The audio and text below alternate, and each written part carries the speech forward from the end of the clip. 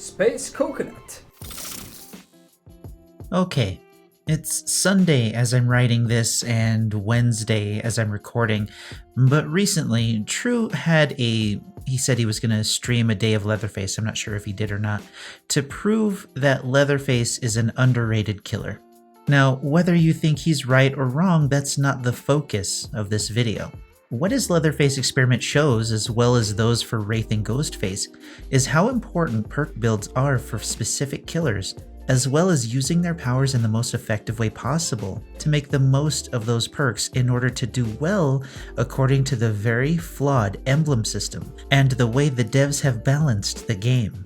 This system, which the devs implemented in order to declare whether a player pipped or not, should be the base for an experiment like this, since any test that uses this system as a base will highlight both issues of balance in the game and issues with the emblem system. We all know the MMR system is coming, and I'm assuming it's going to happen during the summer, so for now, we'll ignore that future event and focus on the topic at hand with the current system as it stands. Because it's necessary for a killer like Leatherface or Wraith to use a particular set of perks to do well at a high skill level, players just picking up the killers won't have access to those perks unless they work through the tremendous grind that currently exists. That grind being approximately 8.3 million blood points after you reach level 50 for each individual character.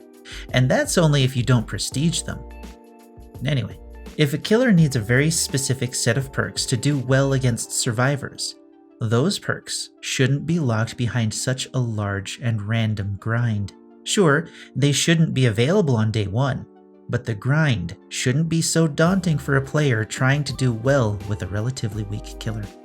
Especially when matches for that grind can be immensely frustrating under certain circumstances.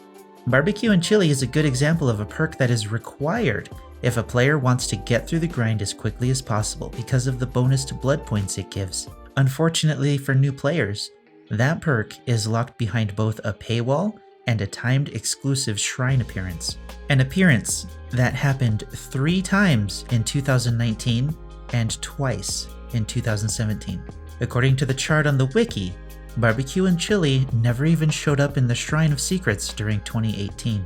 Relying on the Shrine of Secrets in order to get a particular perk is a weight no one should have to deal with in order to gain access to a perk that eases the grind or perks that are required in order to use a killer effectively. The alternative is to unlock the related DLC with iridescent shards or cash, grind that character up to unlock the teachables, and then grind the character you want the perk on to get it 3 times in order to get the 3rd tier of that perk.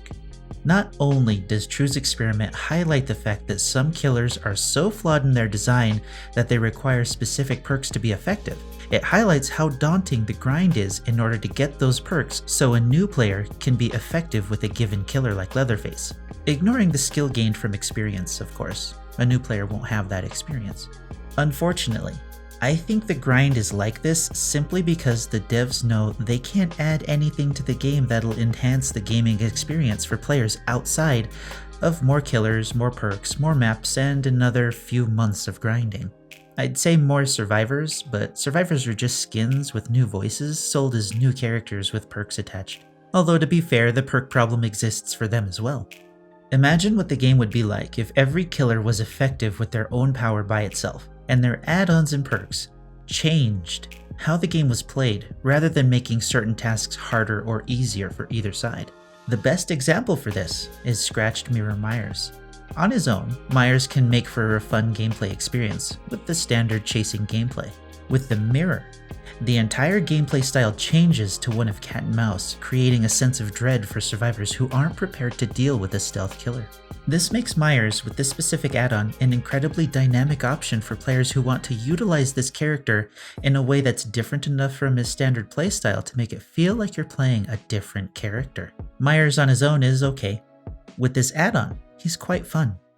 Imagine if Leatherface was good on his own, but his add-ons and perks changed how he was played so players could play as and against a Leatherface that required different tactics to face instead of simply making him playable against survivors with more experience and skill. In the end, it's on the devs as it always is. But let's get back to True's experiment. It might be a bit of a misnomer when he says a killer is underrated. I said that about Hag years ago, but the trick in making this claim is being able to show that the killer at its base is underrated. And perks, the way they're implemented by the devs, exist to make a killer stronger by enhancing their strengths or lessening their weaknesses. They shouldn't be limited to these functions, but most of them are. Thank you, devs. True's claim is based on a very specific build or perk combination in order to compensate for Leatherface's weaknesses. Specifically, gen and map pressure, by steamrolling survivors with his chainsaw, downing them, hooking them, keeping them injured, and eating pellets to keep tokens on play with your food to keep his speed high. If we apply this thought process to every bad killer, then every killer becomes underrated unless you have a very specific perk loadout. If we do that, is any killer really underrated then? In my opinion, in order for a killer to be underrated, they need to be looked at their base. If players are using their powers incorrectly, as was the case with the Hag, this one playstyle change will be enough to show the strength of the killer. This attitude is applied when I watch Bronx play Demogorgon or Ryuga play Legion. Maybe I and many others don't know how to use the character to their fullest, and should learn the correct playstyle before choosing perks to compensate for their perceived lack of power. In Leatherface's case, he really is just a steamroller. Outside of the correct perks, I'm not convinced that he's underrated at all. The only thing that's proven is that in order to do well against equally skilled opponents, a very specific build might be required. Outside of that single build, Leatherface might not be underrated, but just bad. Let me know how right or wrong you think I am in the comments below. Sub if you're new, hit the bell if you don't want to miss new videos, and follow me on Twitch where I stream every Monday, Wednesday, and Saturday. Links to all of that along with our Discord server are down below. Until next time, I'll see you in the fog.